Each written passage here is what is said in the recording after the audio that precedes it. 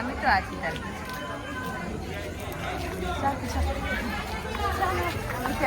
ক্যামেরাম্যানেই রয়ে গেলাম। আচ্ছা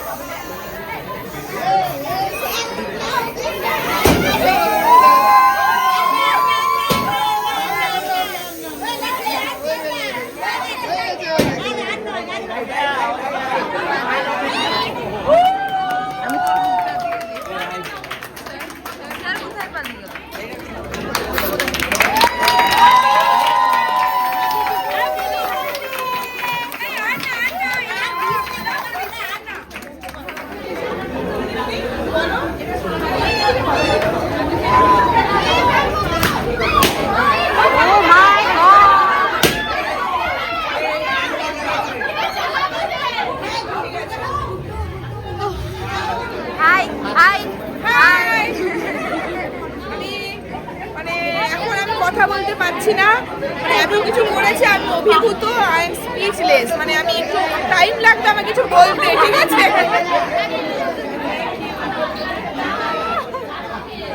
একটা কাটো না, এটা মেরি চা।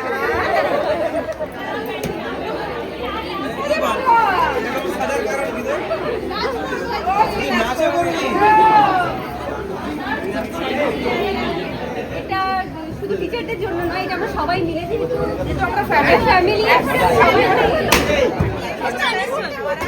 बहुत दूर से आया है यहाँ पर, ठीक है? ऐसा लगा हाँ, ये कैसा लगा? आपको किस तरफ से आए हैं? अच्छा लगा ইনস্ট্রাক্টর দিদি এবং স্যারকে সম্বর্ধনা দেওয়া হবে। দেব হচ্ছে মমতা দি আর মৌসুমী।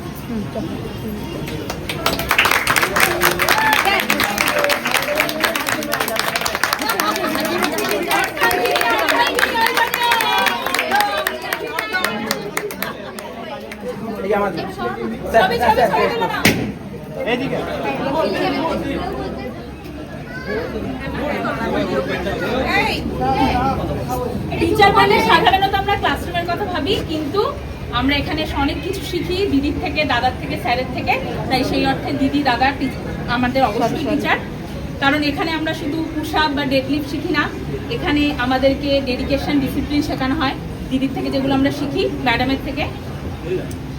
আমাদের শুধু এখানে মাসেল বিল্ড হয় না, আমাদের কনফিডেন্ট বিল্ড হয় অবশ্যই। আমরা এখান থেকে পেশেন্স শিখি, তারপরে রুটিন লাইফস্টাইল শিখি।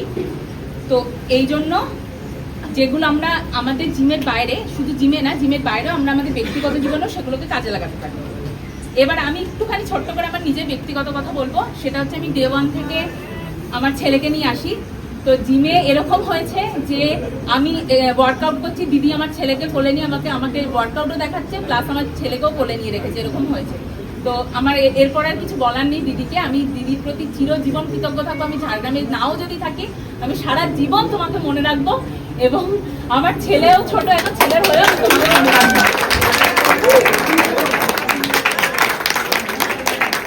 আর আমি নিজের কথা বলবো, আমি 81 থেকে 65 এর কাছাকাছি চলে এসেছি শুধুমাত্র দিদির ইন্সপিরেশনে। আমি নিজে এটা ফিল করি যে আমি যখন ওয়ার্কআউট করি আমার হয়তো লেজিনেস লাগে, কিন্তু দিদিকে দেখলেই আমার মানে মুহূর্তের মধ্যে আমার মানে নিজের আমি ভীষণভাবে মোটিভেট হই। তো এই জন্য তোমাদের তিনজনকে আমি ভীষণভাবে থ্যাঙ্কস।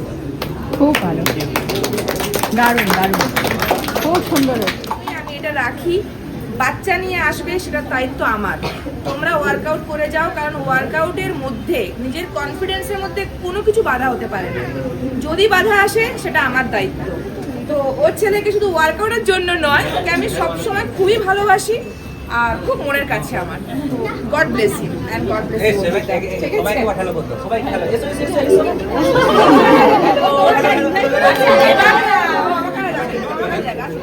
ও আমাকে চেনে। Yes. একবার দেখিয়ে দাও তো বাইসেপটা। বাইসেপ। অনেকক্ষণ এসেছে অনেক মেয়ের মাঝখানে আছে, মেয়ের crush তো, আজকে লজ্জা পাচ্ছে। एक्सपीस देगा यार, ऐसा बोले बोले ये भाई तुझे बोले सुनो रोज जिम आया करो, बलन करो या ना करो एक्सरसाइज, रोज आदत डालो।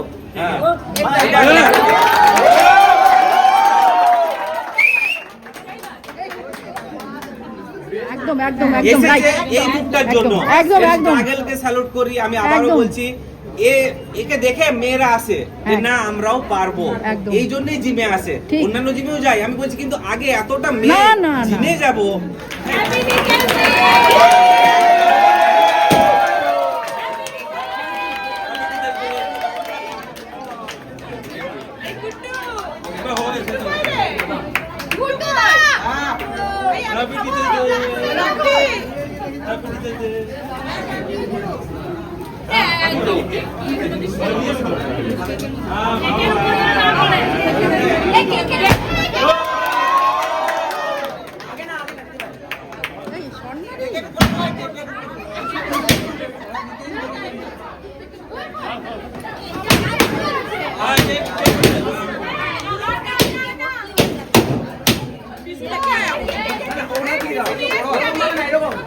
দিদি ওইরকম উপর দিকে ওইদিক করো।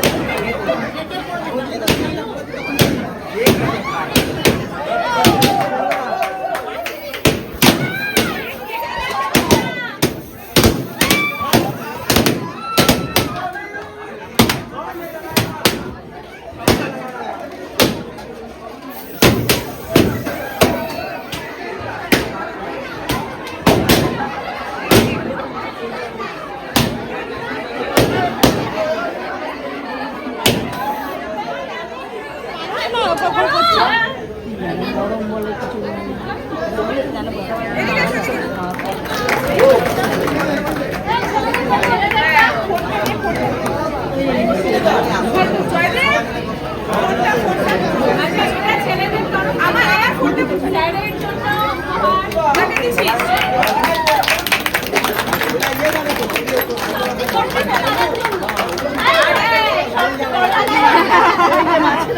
আরে ফোনটা জয় দে তো দাঁড়িয়ে আছে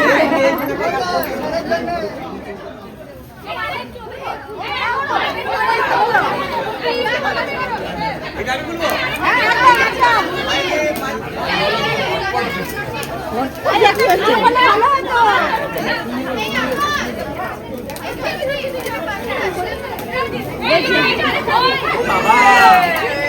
এটাতে জানি কি আছে, আমরা জানি কি আছে। এটা পরাঠা আছে, ছাতুর পরাঠা। ও চাটনি এটা তো ওই দিকে আগে রেখে দাও। রেখে রেখে দাও। পরাঠাটা কোন ব্যাপার না। বড় আছে না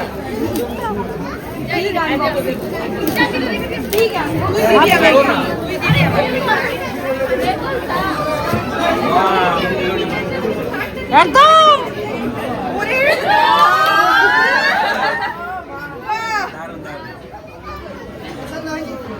এই যে अरे सर आप भी उठाइए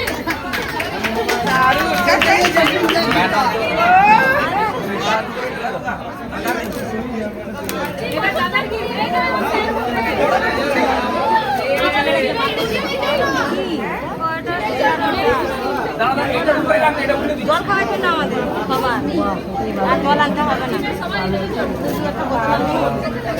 হ্যাঁ এটা দেখুন ভিডিও করছিস তো?